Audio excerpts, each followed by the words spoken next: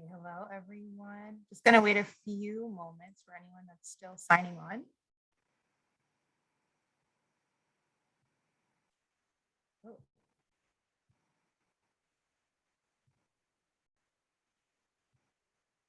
If you can write in the chat where you're tuning in from. I'm tuning in from Toronto, Canada.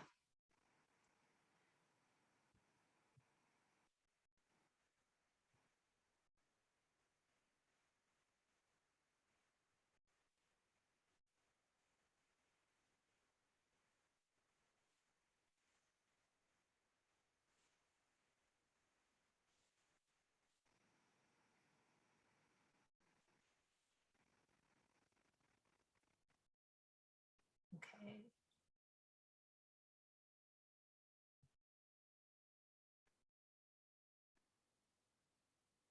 Okay. Okay, so we'll go ahead and get started, and then for anyone else that joins in, yeah, they're more than welcome to join in. So I'll get started. So hello everyone. Thank you for joining this session. My name is Tashanta Fairman, and I'm a representative of the IE Business School for the North America team, and I'm actually based in the Toronto office. So in North America, we actually have 4 offices: Toronto, where I'm based in, LA, New York, and Miami. And then for anyone tuning in that's outside of North America, we also have different IE international global offices that you can meet with your representative. So today I'll be going and talking about just some tips on how you can prepare a successful application to IE, just some other useful tips about how you can prepare a strong application, what to expect, what our admissions team is looking for our candidates. And we'll also be joined by Sergey from Admit Master, and he'll show you how you can prepare for your GMAT to achieve a 700 or higher score, as well as sharing some resources or other programs to help you get started at the end of this session. So before I give you these useful tips, I'm just going to share a little bit about IE Business School and just IE University in general for those that haven't heard about us. So IE University is based in Madrid, Spain. It's an English language institution, and it's one of the world's top business schools. So we offer full-time and part-time online programs. And although we have an international presence, we also do have a local presence here in Canada and the United States for student recruitment, alumni relations, and building bridges within the North American community. And as you can see there, IE University is the overall school, and then we have sub-schools. So IE Business School, where you would take your MBAs and business programs, global and public affairs for a master in international development, international relations, our architecture and design school for architecture and real estate programs. So you'll find that you can take more specialized master programs with these schools, or you can even do a combination or a dual degree of our MBA programs or business programs with another specialized master in another school. So IE is not your typical university. It was originally founded about 50 years ago by entrepreneurs that realized there was a major gap between what traditional schools were teaching and what the workforce actually required. So they decided to introduce a disruptive teaching methodology where it provides a more practical hands-on learning experience for the students that enroll in our programs. We also have an entrepreneurial mindset. This is one of our key values, and you'll find that this is embedded in our programs, as well as how the campus is run, as well as a sustainable mindset. So this is also embedded in our programs and how we organize our campus and any new buildings coming. So students tend to choose IE because they're looking to foster not just their professional, but also their personal growth. And in combination with both, it will set you up for long-term success. So as you can see, through professional, you're boosting your career, you're gaining new skills. Maybe you want to pivot your career, but as well from the personal aspect, you're building that international network and being able to get that experience of studying abroad and engaging in a more multicultural experience. So maybe wondering, okay, so what does the student body look like? So as you can see here from these key stats, Our students are quite diverse, and diversity is actually one of our key values as well. So over 85% of our students are actual international students. So although we are located in Madrid, Spain, majority of our students actually come from across the globe. You'll find even within your cohort of maybe 20 or 30 students per class, everyone can be coming from different places of the world. So IE students tend to be quite unconventional people. They are looking for a life-changing experience. So they tend to be quite ambitious. They're passionate about what they do and what they're interested in, and looking to really create a positive impact and make a change or disrupt in their industry. So whether they're entrepreneurs already or looking to become full-time entrepreneurs, or maybe they're an entrepreneur where they're seeking to drive their organization further and be a leader in their industry. Many of our students are quite unconventional in that way and are looking to make an impact. So not just the cookie cutter type student that you would find at any other business school. So you may be wondering, okay, so why is this important? Like, why do I need to know this? It's super important that you're considering not just the program you're applying to, but also the institution as a whole. So you want to consider the values, how you can fit in, how you can contribute, and just the overall community during your program and after. So now I'll dive a little bit deeper into the admission process and share some more tips for how you can actually prepare that strong application. So one of the key things that I want you to recognize is when you're applying to IE and building the successful application, you really want to focus on what's your story. So you want to see your application as your own unique individual story that you're telling the admissions committee. So you want to think about things about how you can stand out, what would make you unique, what would make you be a contributing member to this community. So each part of the application are building blocks that are building upon the story. As there are many elements, the admissions committee will take a holistic approach and view your whole admissions process as your story for why you want to attend IE. So beyond the GMAT, so having a high GMAT score, a really outstanding, great resume, high transcript grades, these are all very important, yes, but they really just get you the baseline through the door, or they just get your foot in the door. IE is looking for motivated, creative, and very high potential candidates. So they want to see, yes, that you're standing out in your academic and professional achievements, but they also want to know about you. So what are you interested in? What are your interpersonal skills? What kind of hobbies or passions do you have? Going back to what I mentioned, a lot of our students are quite passionate change makers. So they want to know that you are coming to the school with your own goals and your own passions and interests that you can share with the community, and people can learn from you as well.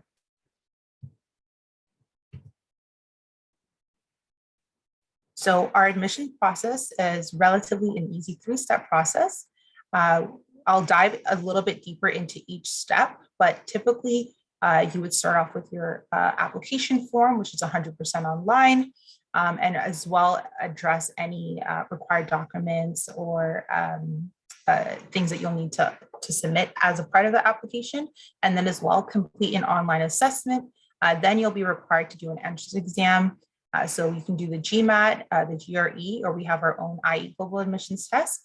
And then the last stage would be your interview with the admissions team. So the application forms, we actually don't have a set deadline for most of our programs. As of now, only the Tech MBA has a deadline. So, but it is required, or at least suggested, that you apply at least 6 to 12 months if you're looking at a full-time program, and then 3 to 6 months if it's a part-time, just to give yourself enough time. But it's always better to apply earlier and sooner instead of waiting last minute. And then as a part of the application form, you'll need to complete or submit a few documents. So like your bachelor's degree, official transcripts, a 1-page resume, 2 letters of recommendation, a motivational essay. So telling really why you want to study and how this program and school will help you achieve your career goals. 2 timed video responses, which is done as a part of an online assessment. You may need an English language certificate if English is not your first language, or if you haven't studied or worked in a place for more than 2 years, then they may require an English language certificate, and that would be based on the admissions team and their suggestion, as it is an English institution. As well, especially for our part-time programs, you need an organizational chart and then financing plans. But be sure to check when you're actually applying to the program, to check the requirements, as some require certain things and some don't. But this is the overall consensus of what is expected. And then for your admissions test, so where most of our candidates do a GMAT, you also have the option to submit a GRE or do our own IE Global Admissions Test. And an admission test is not required for the IE Brown Executive MBA or the Global Executive MBA, but majority of our programs do accept all of these options, with the exception of the Master in Finance, which you can't do the IE GAP for. And then the last step would be the personal interview. So typically done over a video call, so through Zoom, where you'll actually get to meet with a member of the admissions team.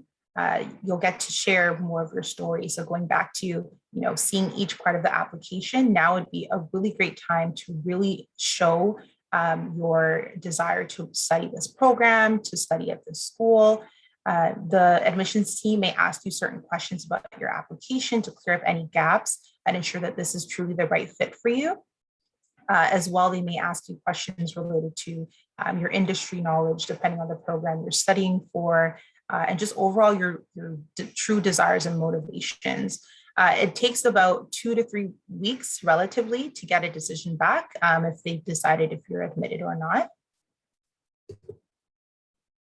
And also another thing I wanted to mention is we do offer quite a range of different scholarships. So if that's something you're interested in, I highly suggest looking into those. Some of them are merit-based, some are based on financial need. And we also have some based on diversity or specific to certain regions, depending on where you're applying from. So if there's anything that you take from this presentation, it's really, really important that you're seeing your application as a story that you want to tell. The admissions team will take a holistic approach. So where you may be weaker in some areas, you could strengthen in another part of your application to stand out. It's also very crucial that you understand the values and the culture of our school and ensure that they align with yours. As well, any unique experiences, skills, perspectives, think about things that you'd want to bring to the class and that would help in your time being there. And lastly, but definitely not least, you don't want to copy and paste. So the admissions team can tell when a candidate has been using the same application or maybe some of the same documents across multiple universities. You want to do your best to tailor your application as much as possible to really ensure that you are a great fit for the school and that it aligns with what you're trying to pursue as a career. So the best way to learn about these values and understand the culture is to learn more. So starting with exploring the master's and MBA program. So you want to go through the curriculums, ensure that it aligns with what you're looking for, ensuring you also meet the requirements, and to just go through and see how this program will get you to the next step in your career or whichever endeavor you're trying to pursue after. Also booking a virtual coffee chat. So with someone like myself, I'm the school representative based in Canada. So I talk with all the Canadian candidates here. That would be the best time to ask your questions. So after going through the programs, maybe you don't know much about IE or you just really want to get a sense of this. If this is the right fit, that would be the best time to ask those questions one-on-one over a phone call or video call. As well, connecting with school alumni. So our alumni tend to be quite expressive and open about their experience and can really speak to how their program helped them in their career or maybe things that they've taken from just their overall experience at IE is a really great way to see how you can fit into this alumni network after and continue being a part of the IE community. and as well attending virtual events. So ones like this, where I'm going through the admissions process, you're learning more about what you need to stand out on your application. But we also have other events where you can hear from top professors in the form of a MasterClass or alumni panels where you can hear directly from these alumni based on specific industries. But this is a really great way to also just see how the IE community is run and hear from different people part of it.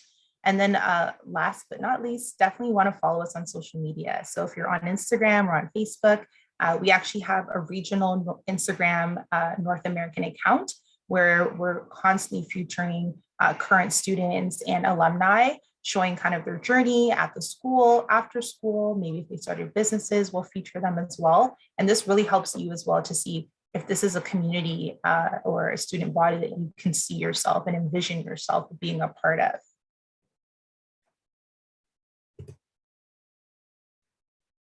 So if you are interested in learning more about some of our events, here are two examples of ones that you can attend where we're having a masterclass. This is actually in August to talk a little bit about the low touch economy series that we actually launched last year with one of our top professors, Lucia Egea. And also we'll be having another application and financial aid workshop where we dive deeper into the application itself. So if you're currently applying, maybe you're getting ready to apply, or even if you're getting close to submitting your application, that would be the best time to see step-by-step with an IE school representative, how you can actually go about submitting your application and as well applying for scholarships. So the QR codes are there if you want to scan, but I will be including them in the follow-up email. And this pretty much sums up just my tips on how you can prepare a successful application and just what our admission committee is expecting of our candidates when they apply. I left my information there, so you can email me directly, canada@ie.edu. But I will be sending a follow-up email with more information. And if you want to get in touch with someone more specific to your region, it will be included there. And I also have Sergey's information as well. And now I will pass it off to Sergey, and he'll show you how you can achieve a 700 or higher GMAT score.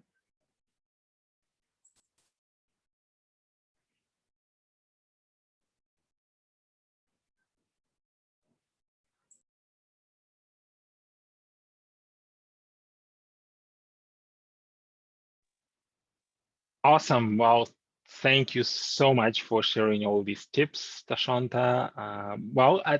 As you guys have heard, the GMAT is an exam that many people are going to choose when they're applying to IE for various different reasons. Some people do this because they want to get perhaps a higher scholarship. Some people do this because when they are going to go through the recruitment season at the end of their MBA or I don't exactly know when the recruitment is at IE, but when you are actually going to be hired or interviewed on campus, many companies are going to ask for your GMAT score. So many people, even though it's possible to do the IE exam, many people are going to choose to do the GMAT. Anyway, now what is the GMAT and what is it that we're getting ourselves into? So over the next 40 minutes or so, what I would like to do is actually show you what it's going to be like to do the GMAT on just one question. And then I'm going to share with you some of the strategies that you can use to prepare for the GMAT to actually help you get a score of 700 if that's the score that you want. And if you want a higher score, you can use exactly the same strategies. There will be a fairly high level strategy that you understand exactly how it works by the end of our seminar tonight or today. So let's take a look at the GMAT question. Here is the question that appeared in one of the past exams. I'm actually going to give you about 20 seconds to read it.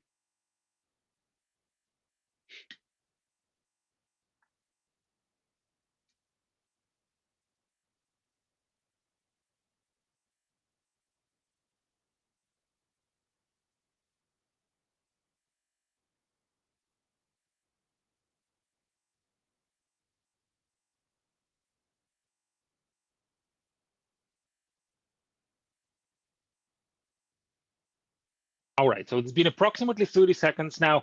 Let me ask you a question. I'm going to ask you a very simple question. I'm not going to ask you what the answer is yet, because I certainly haven't given you enough time to work on this problem. But how many times did you read this passage so far? If you could maybe just put it in the chat box, put your answer in the chat box. Do you read it once? Do you read it 2 times, 3 times, 4 times, 5 times? Let me know.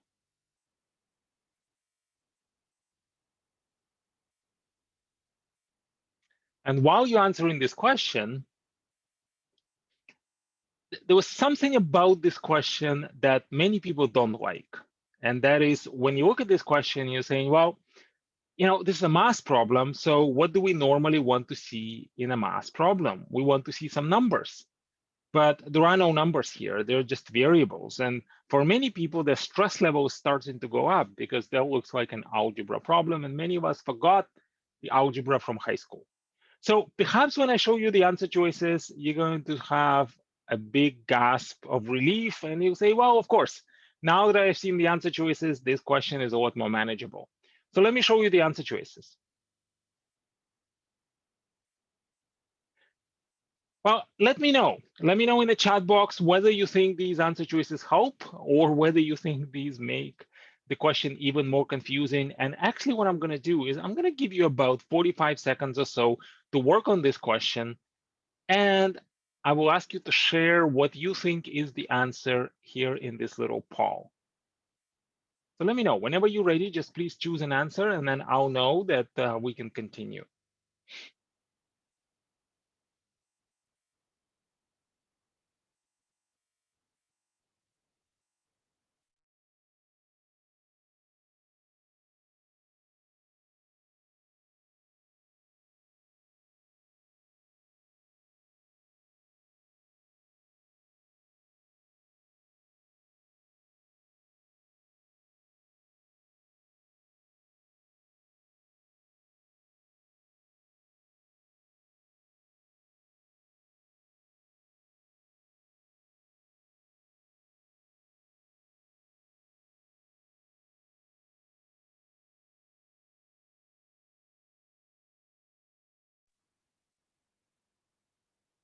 All right, it's been a minute, and I see that almost nobody answered yet.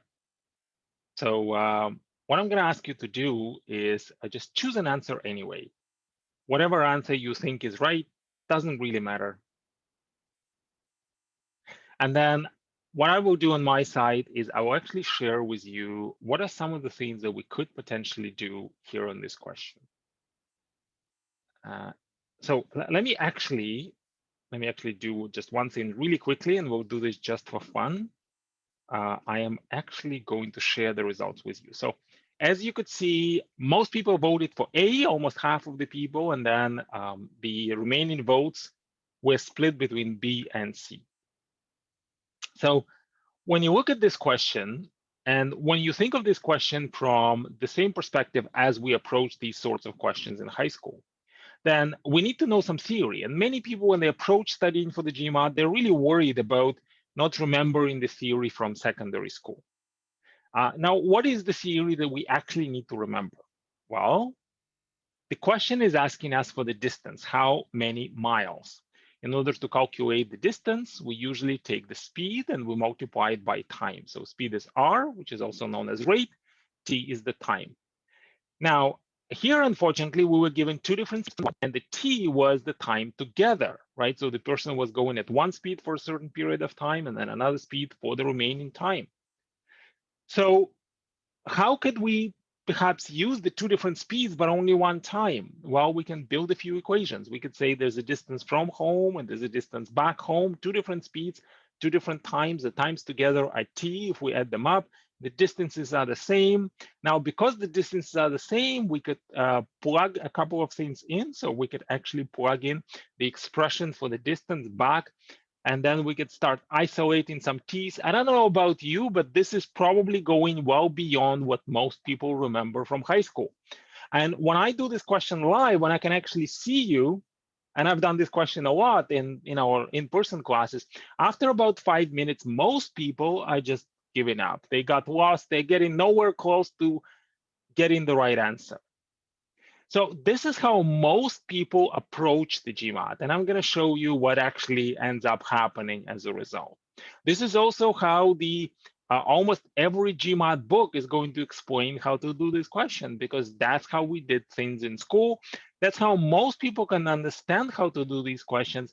The problem, unfortunately, of course, is that we need a lot more time to do this question than the 2 minutes that we get on the GMAT.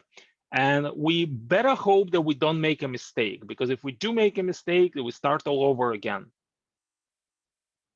So is there a better way of doing this question? And I think this is a rhetorical question. Of course, the answer is yes. Let's call it, instead of calling it the theory way or the high school way, let's call it the mastery way or the manager way of doing the question.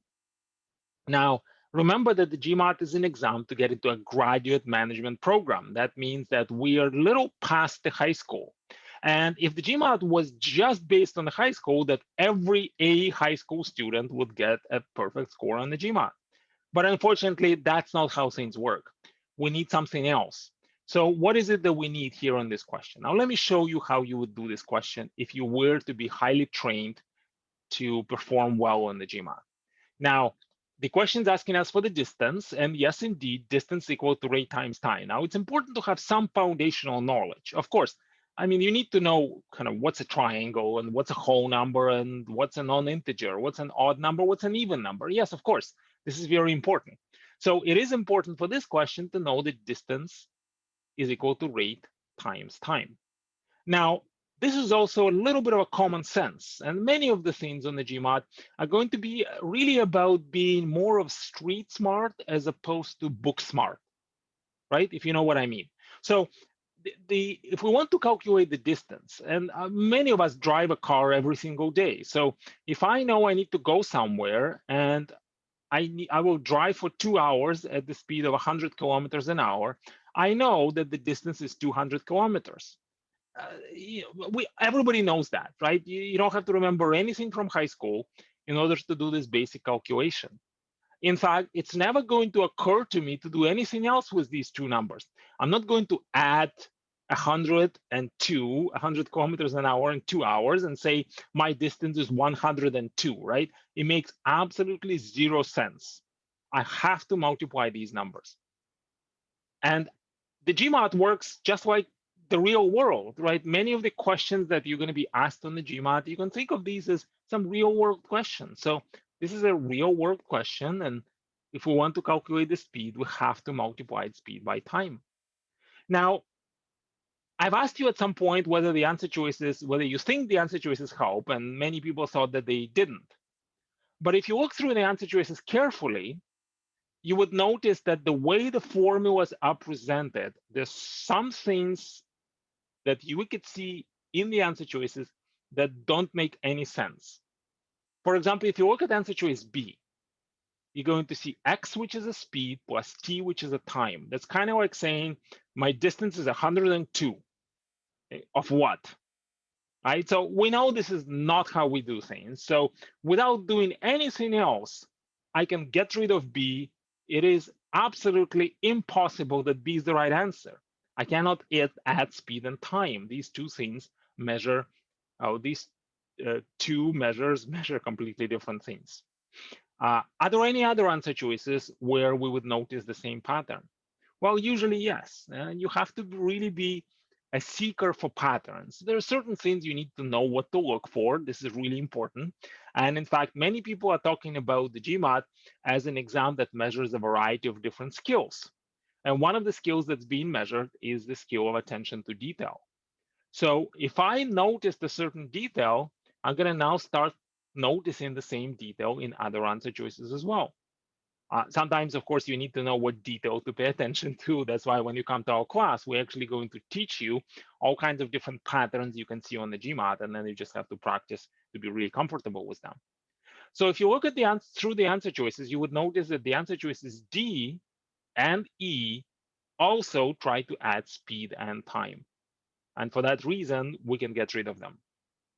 So now we're down to two answer choices. And when we're down to two answer choices, really the best part is that only one of them could be correct.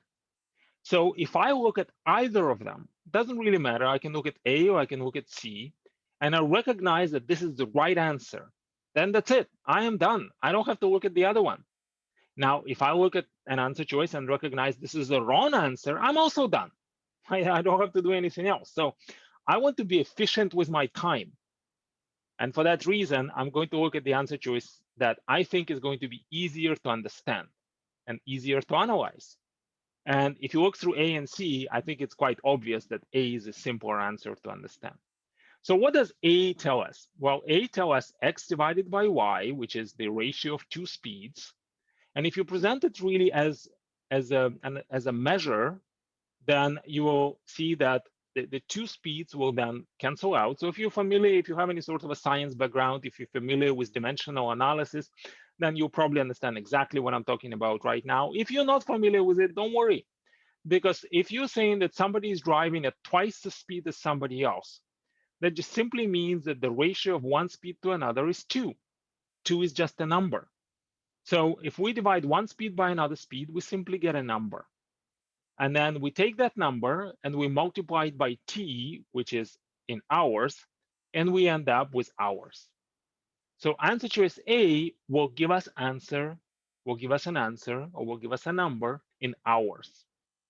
Now, was the question asking us for hours? Well, let's look again at the question. It says how many miles? That means we're looking for miles. We're not looking for hours. And for that reason, A is not the right answer. So what's left? Well, the only answer choice that's left is, of course, C. And C has to be the right answer because, well, guess what? There are 5 answer choices. There's always one right answer and always 4 wrong answers. So I do not have to go back and check whether C is right. In fact, I don't even have to look at C. It doesn't really matter. It's the only one that could still work. And trust me, the GMAT does a really good job testing the answers. So it is impossible that you're going to see a question where no answer choice is right. And it's also impossible when you're going to see a question where 2 answer choices are both correct. This could happen on other tests. For example, some people are thinking, well, GRE is, I heard it's an easier exam. I don't know about that because on the GRE, you could actually have 2 right answers and you have to choose both of them. But on the GMAT, it's a little more straightforward. There's always one right answer and always 4 wrong answers. That's it. Now, I can do what I've just shown you in about 30 seconds. Now, of course, I have a lot of experience doing this, and I can honestly say that the first 20 seconds, it will take me to recognize what strategy to use. And the remaining 10 seconds, I can actually go through what I've just shown you. So, of course, it's going to take a little bit of time for you to get very comfortable doing this, but you can absolutely do this. And guess what? You can have a lot of fun doing this. And here's the best part. If you look right now at your screen, notice how much math we've actually done. We haven't done any. So if you ever do any sort of a mathematical problem on the GMAT and you find yourself writing lots of formulas, you are going to be doing something wrong. Because number one, it is going to take a long time.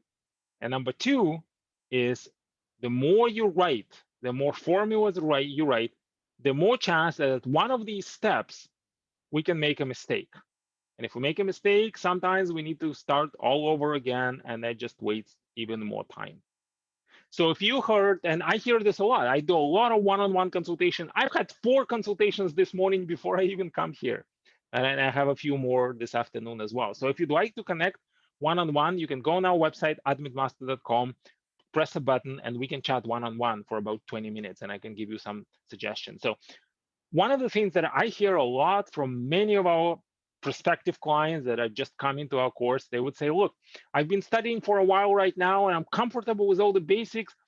All I need is to learn how to do things faster. That's all I need. My only problem on the GMAT is timing. See, and the timing, unfortunately, is a symptom, not the root cause.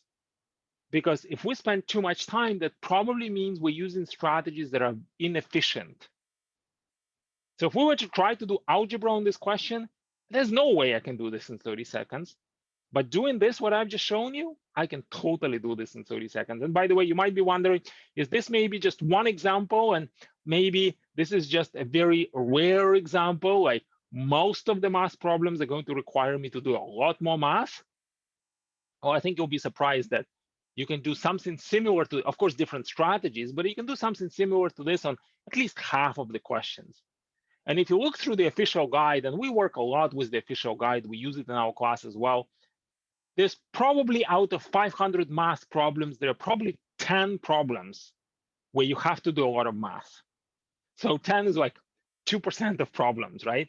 The remaining problems, the math is usually very easy, fairly straightforward, just a few steps. So that actually brings us to a very important point, and that is what really would separate somebody who gets a score of 500 from somebody who gets a score of 700.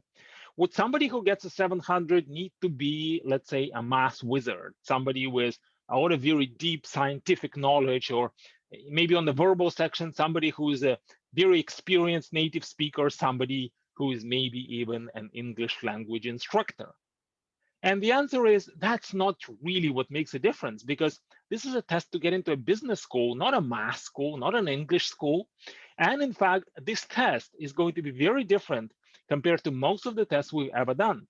Because if you think about this, if you want to do a test, let's say in history, well, you have to know history, right? I mean, that's obvious. But if you want to do a test to get into a business school, you don't actually need to know anything about business. You're getting into a business school to learn about business, but in order to succeed in a business school, you need to demonstrate that you have the right skills. And Tashanta was talking about the skill set. The GMAT calls these skills higher order reasoning skills. So what we've just done with this question, we've used pure logic. We've used our reasoning skills. And why are they higher order? Because this is not how most people think. This is not what we learned in school. This is not what the general educational system has taught us. That's why for many of us, we do have to relearn. Sometimes we have to break our old habits and learn completely new. Some of us were very fortunate and we learned this in school. Most of us haven't.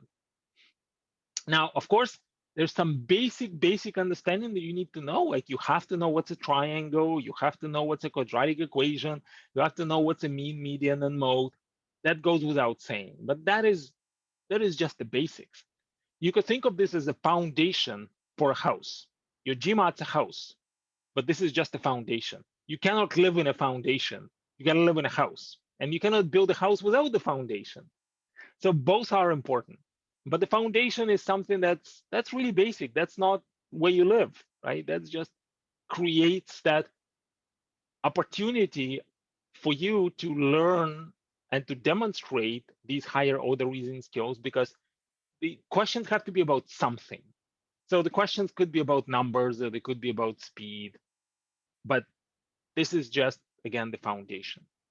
Now, this is not how most of us learn things before, because I don't know about you, but I was told many times by many of our teachers in school that knowledge is power.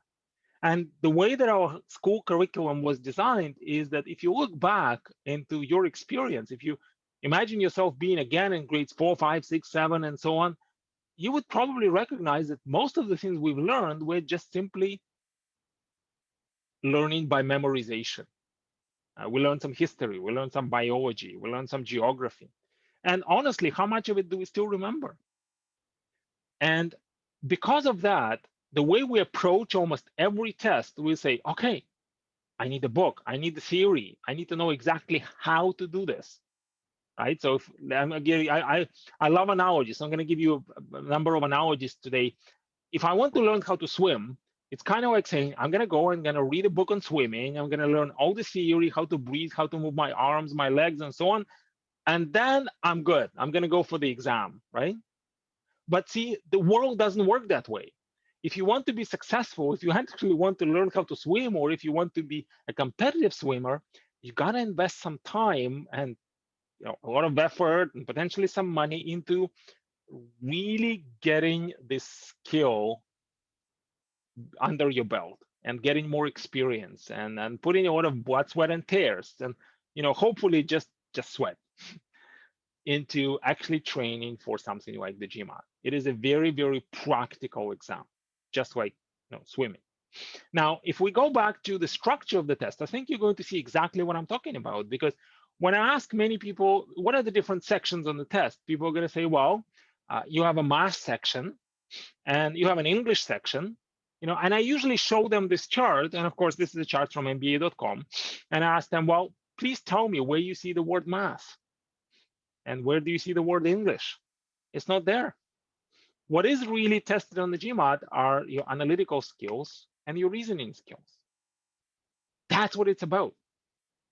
And if you look at the structure of each specific section, now the quantitative reasoning and the verbal reasoning sections are actually the most important sections because they contribute the most towards your total score. The other two sections do not contribute towards the total score, so they're a lot less important. But the quant and verbal section contribute equally to the 200 to 800 score. While the quantitative reasoning section has two types of questions, problem solving and data sufficiency.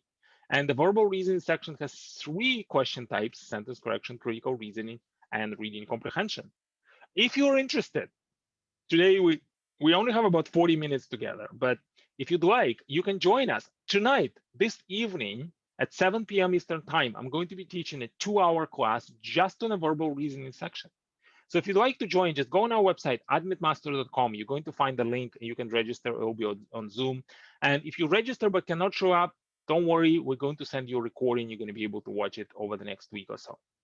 And if you're interested to learn more about the math section and look at some of the more questions and learn some of the strategies that are similar to what I've shown you today about this Aaron, then you can join us on August 4th, which is in a few weeks when we'll talk about our quantitative section. And this is going to be the math refresher workshop. Again, you can find it on our website. Now, the GMAT, what's important for many people to understand is a computer adaptive test. So that contributes even more to developing the right skill set. Because see, when I remember there was a class that I took in my university, which was all about particle physics. And I knew that there was a lot of physics that I need to remember. And some of the concepts were fairly easy, like electron and proton. And some of the concepts were extremely hard, like certain particles that you cannot even, see or touch or measure in any way. And I knew that if I get a question on my test about electrons or protons, I'm going to be okay. But if I get a question about those other particles, I'm going to be in trouble. And I'll probably not get a good grade on my exam. Well, see, and that was because it was all about getting some knowledge. Here on the GMAT, you're going to see multiple questions. And the questions are going to get easier or harder depending on how you progress through the test. So managing your time well and knowing when to continue with a question, when to let go, also handling pressure is going to be really important. Very often, when you start doing questions and when you're doing questions kind of one at a time, you're going to feel that it's manageable. Well, once you start doing questions in rapid succession, like every 2 minutes, you get a new question, you got to deal with it really quickly, then that stress starts mounting. So a lot of the things that we're going to do in class, a lot of the exercises that we teach in our GMAT mastery program are actually designed to help you develop these skills, because it's not just about knowing how to do one question. It's about how do I survive the whole exam. This is kind of like, I said, I'll have an analogy. So if think of this as the difference between learning how to walk and learning how to run a marathon. If I can take a few steps, it's exactly the same process than when I run a marathon. I just take some steps, but I'm going to take a lot more steps, and I need some additional skills, additional techniques of how I'm going to run a much longer experience, much longer marathon. So that's going to be really, really important. And it all again comes down to having the right skill set. And the reason why it's important is think about going to a business school. I remember my experience going to a business school was, I did really well in the GMAT, so the math was never a problem. English is I'm very comfortable with English. So what was difficult for me in my MBA program is managing my priorities, because all of a sudden, every single professor is assigning 200 pages for me to read by tomorrow, and I have to write a paper, and like, oh my God, how do I actually do all of that? So going through the GMAT, going through the preparation experience, as well as just simply going through the test taking experience is going to help you manage your time, manage your priorities, and keeping your head very clear and keeping your focus. So the question becomes, all right, so how do I actually prepare? There are so many different resources I could possibly use. What's a good resource? Well, let me share with you. There are lots of resources. Some of them work really well, some of them don't. Some of them work well for many people, some of them don't work for many people, but every resource has its own purpose. And you can use different resources for different reasons, and you can use them to your advantage. Now, let me share with you how my prep worked. Perhaps you can relate. I realized at a pretty late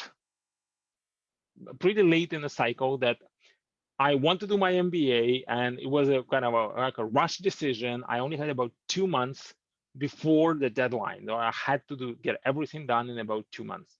So I have never heard about the GMAT before. I went on MBA.com and I realized it's a test where there's no pass and fail. I get a score of 200 to 800. So what would be a good way to figure out where you're starting from? Well, it would be take a diagnostic test. So I took a diagnostic test, and luckily MBA.com has 2 practice tests that you can take for free. We also offer a practice test that is also free, and you can take one on our website. It's trygmat.com. I'm just going to type it here in the chat box as well.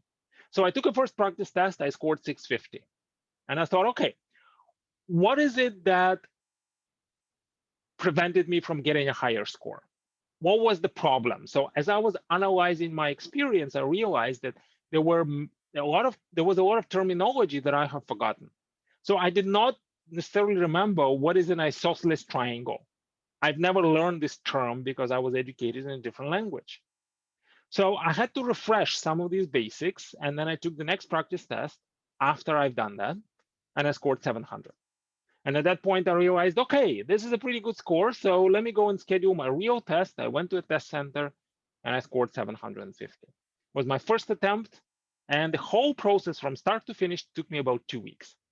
Just in case you're wondering, here is my score report. So as you could see, I took my test one in February, and I've only decided to actually begin studying in the middle of January. And here's my score report, 750. I'm showing this to you not to impress you. It honestly impresses me. I think that was really cool that I was able to pull this off. And in case you're wondering, I am not a genius. Many people saying, oh, you must be some sort of a genius. I'm not. And for full disclosure, I do have a rocket science degree. But the reason why I have a rocket science degree is actually because I got really lucky in my secondary school. I had some teachers who, of course, told me that knowledge is power, but I also had some teachers who taught me that I got to develop some skills. This was my math teacher who said, look, for almost every math problem, there is a better way. And I'm going to show you this better way.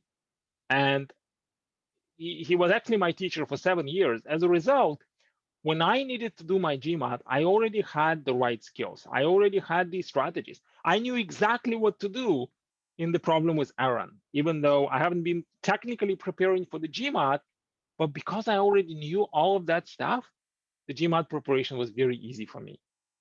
And because I got so lucky with teachers in school, at some point I started teaching the GMAT, and I got amazing feedback from our students. And I thought, well, that would probably be a good career for me to have. So I have my MBA. I did work for a very large company in corporate finance for a number of years, close to 10 years. But then I realized I love working with people, and I have something to give back because I was really, really fortunate with amazing teachers.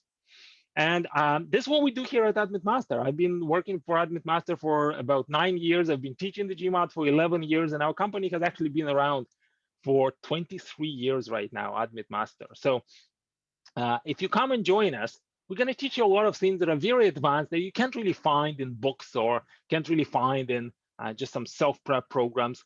Because our goal is, and you can see here a quote from one of our recent students, Daria, who literally within 3 months, she scored 700, and she started from 380, which for many people is a really, really low, demotivating score. But she said, well, look, I know I have a lot of work to do. And what was interesting is at the end of the course, we asked everybody for comments, and she said, look, what was really a game changer is I learned how to think outside the box. I really learned a different approach. I learned how to manage my time. I learned how to manage my stress, my priorities. And ultimately, I learned how to think like a senior manager.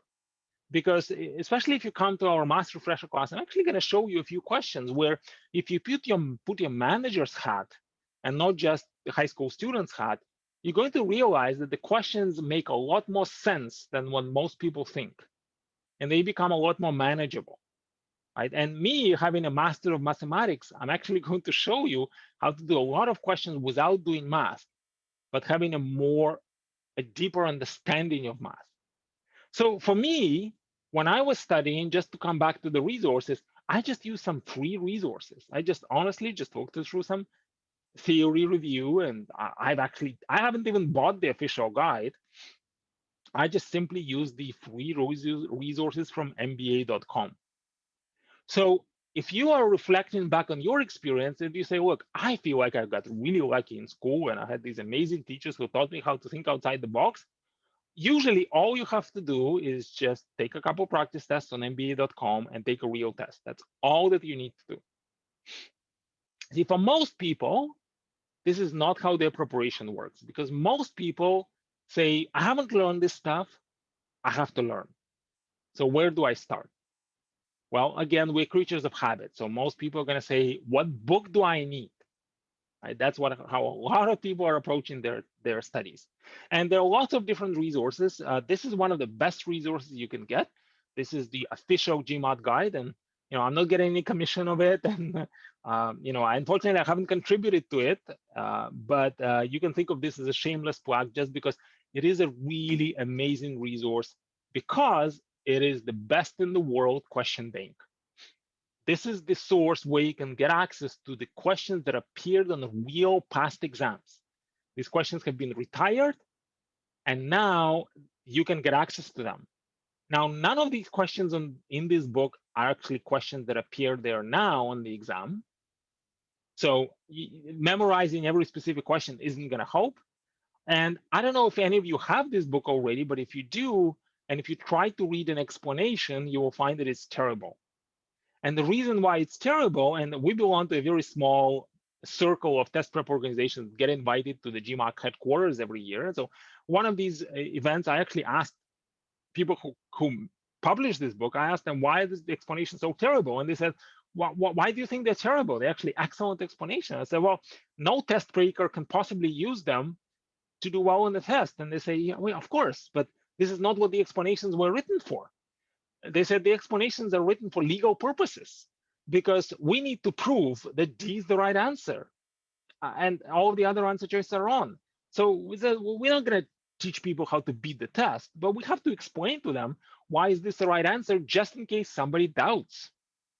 And so, well, how would somebody then prepare and say, well, that's why they need you, right? So that's why at some point people are saying, if this book is just a question bank, if it doesn't teach me the strategies, where do I get the strategies from? And at that point, we're going to go back to the bookstore and say, okay, can I get some strategy GMAT books? And there are many strategy books, and without any product placement specifically, let me tell you that every single strategy book is written by a test prep organization, just like ours. So if you look at the names of the publishers, they're all the same people who teach GMAT courses. And the reason why they do this is that the GMAT books were written as supplements to GMAT courses, right? So the idea is you read a book, then you come out. The test prep organizations realized, well, what if we just sell the books? We're going to make some extra money. People are going to read the books. They realize the strategies are not in the books, because that's what we teach in the class.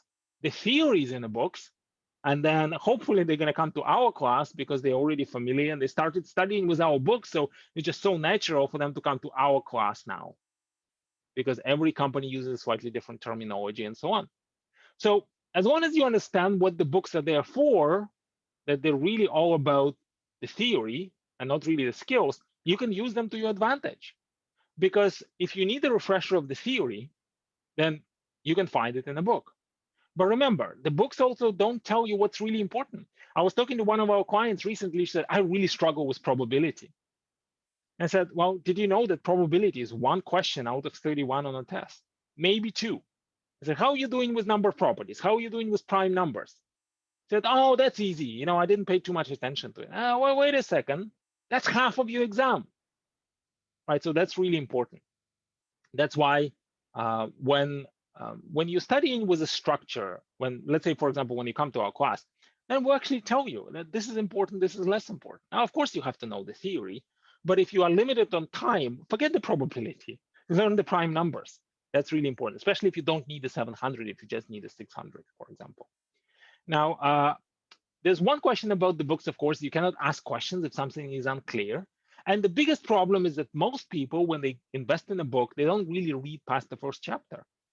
I mean, think about this.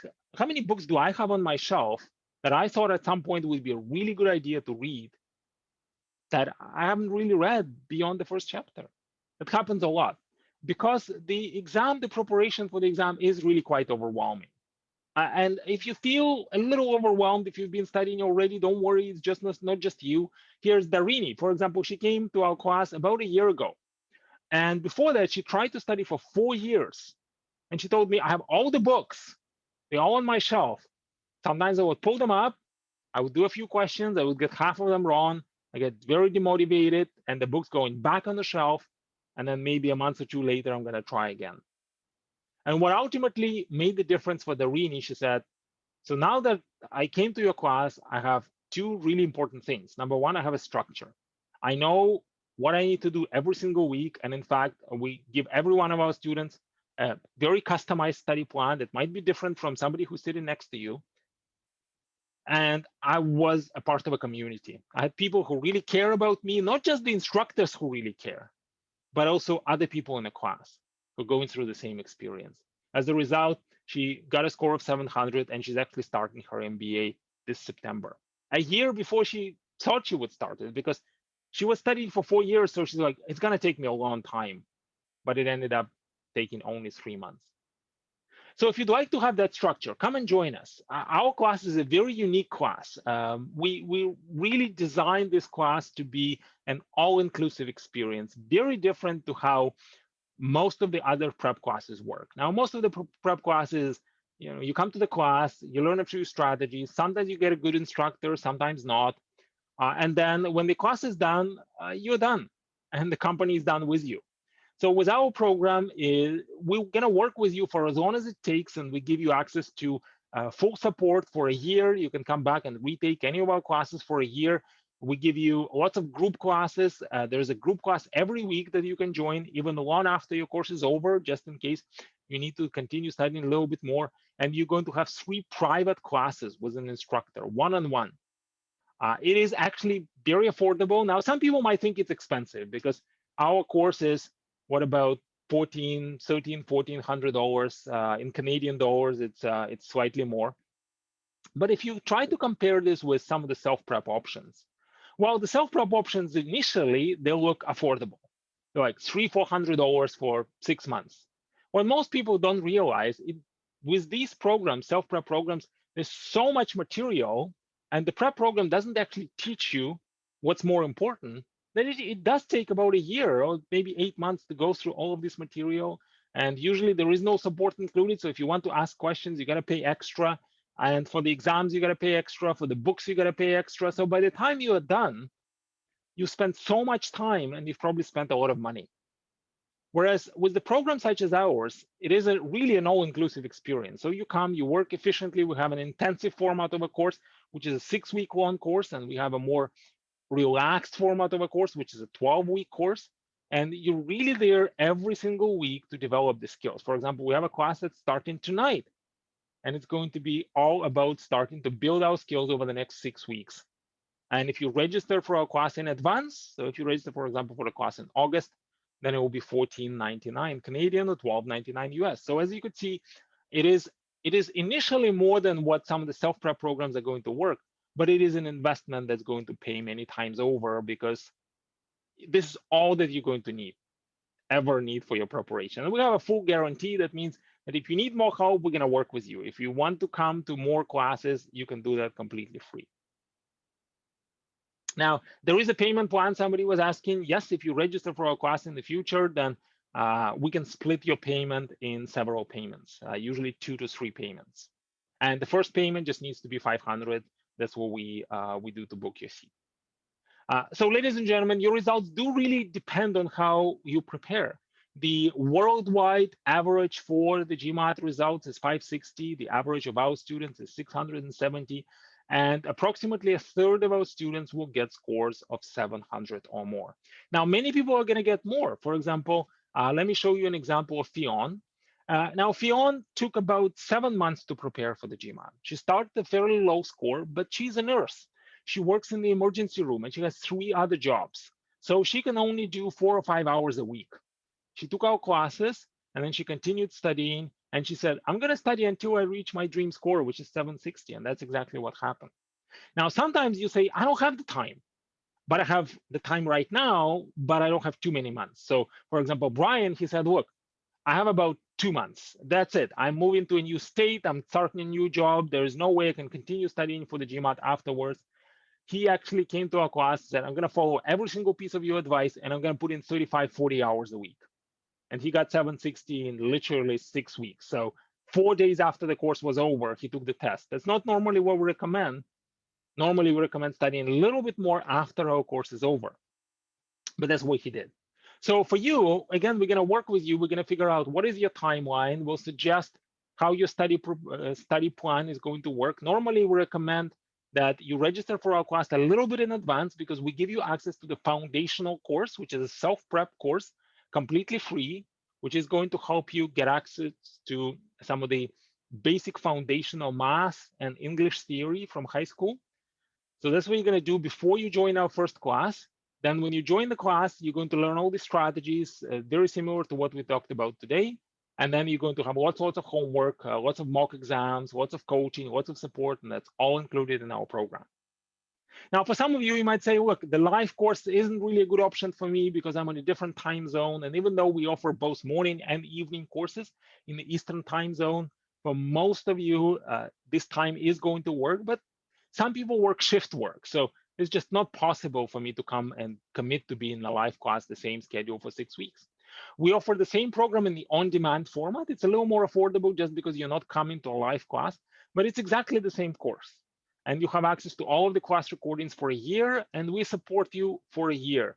And you still have 3 private classes.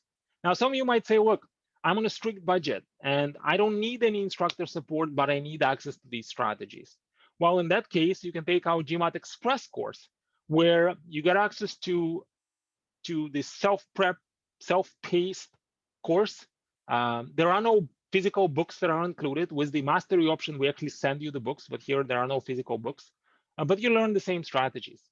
And you can find all of that. You can register for some demos at admitmaster.com/offer. So, ladies and gentlemen, I just want to leave this one final slide with you. Is if you'd like to join us, we do have a class that starts tonight.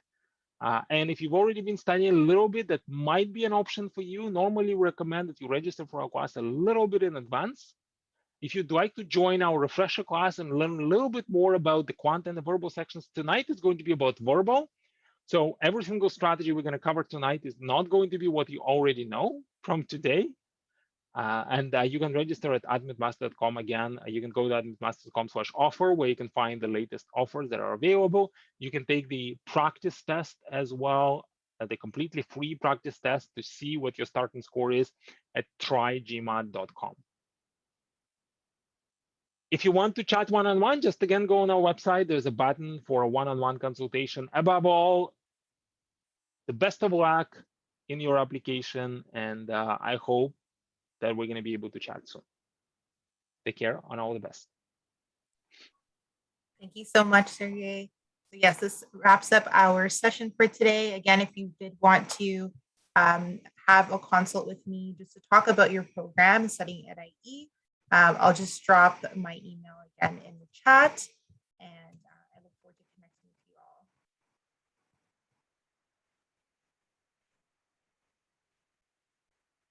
Drop it here. Okay. And again, any links shared as well will be in the follow-up email. So thank you so much for tuning in and enjoy the rest of your day, everyone. Bye.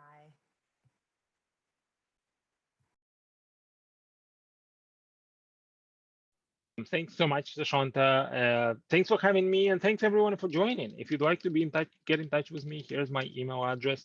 And again, if you want to see, get access to some of these resources that we talked about today, then here is the link. Awesome. Take care and all the best.